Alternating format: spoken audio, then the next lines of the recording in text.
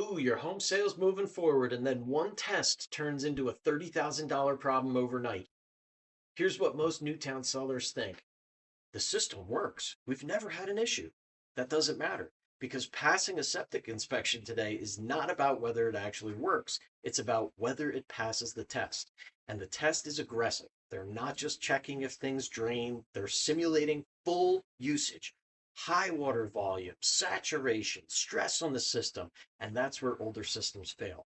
Even if you've had zero problems for years, now you add in local conditions, wet seasons, heavy soil, aging systems, and suddenly a working septic system doesn't pass.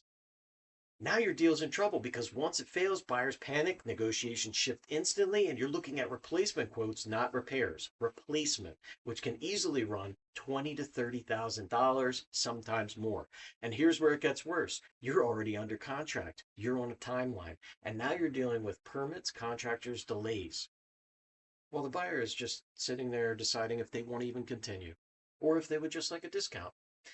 In Newtown, a septic system doesn't need to fail in real life. It just needs to fail the test to kill your deal.